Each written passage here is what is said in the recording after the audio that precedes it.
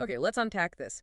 Ever felt like your triathlon swim training is, kind of stuck? Or maybe you just dread getting in the pool? Happens to a lot of us, doesn't it? Totally.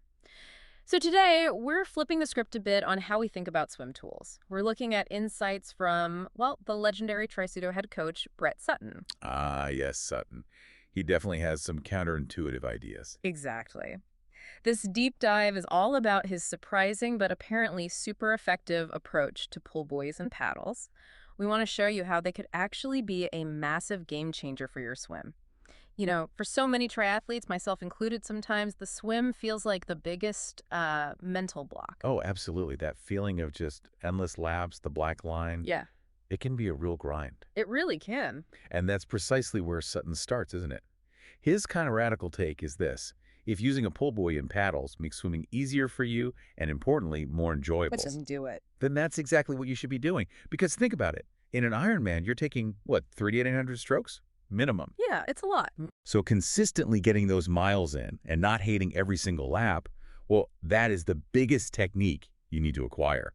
It stops you from being totally exhausted before you even hop on the bike. Even the pros, the elite swimmers, they can't handle that kind of distance without putting in the consistent training volume. And volume, really, it comes from finding some enjoyment in it. Okay. But I can already hear people listening thinking, hold on, aren't those tools just, making me lazy? Won't they mess up my technique? Right, the usual skepticism. Yeah. And this is where it gets really interesting, where Sutton challenges what we all sort of assume. Absolutely. He tackles that first myth head on. This idea that using paddles and a pull buoy isn't real swimming. Uh-huh. He argues that triathlon swimming, the wetsuits, the chaos of open water, mass starts, it's fundamentally different from just swimming laps in a pool. These tools, he says, actually replicate those specific race demands. So they help you practice how you'll actually swim on race day. Exactly. They help you rehearse that race-specific form and build the fitness you need for that kind of swimming.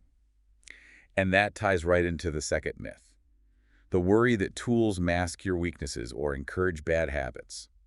Sutton flips that completely. How so? He argues they actually simplify the movement.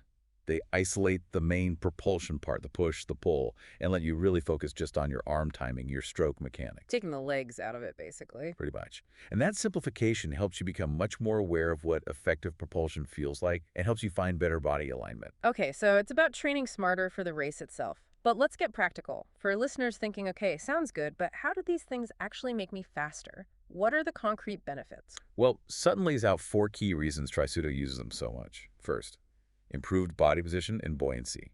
That pull buoy lifts your hips, right? It fixes that classic triathlete sinking legs problem. Ah, mimicking the wetsuit position. Precisely. Second, they build specific swim strength.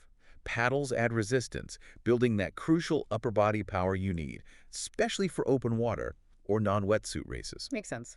What else? Third, they reinforce technique by reducing complexity.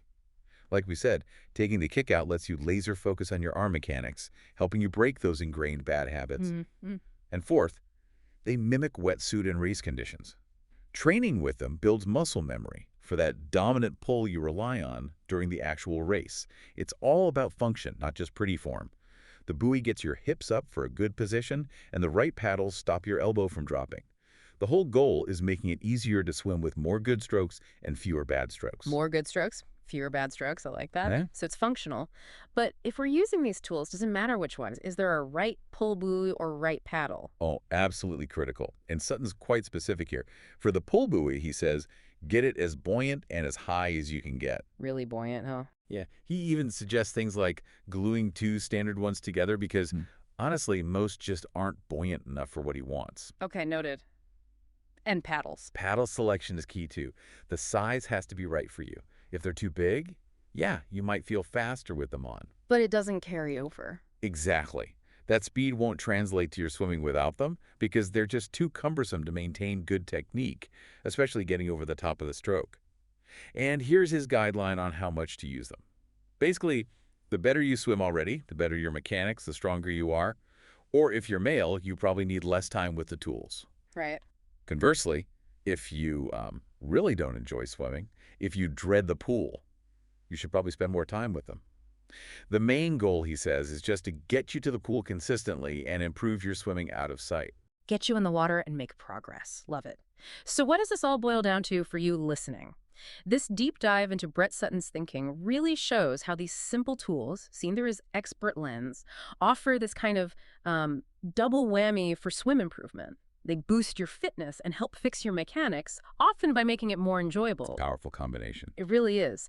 So, considering Sutton's incredible success and how he's not afraid to challenge the norms, it makes you wonder, doesn't it? Where else in your own training, or maybe even outside of sport, in life, could rethinking that conventional wisdom unlock some surprising gains and maybe, just maybe, a lot more enjoyment?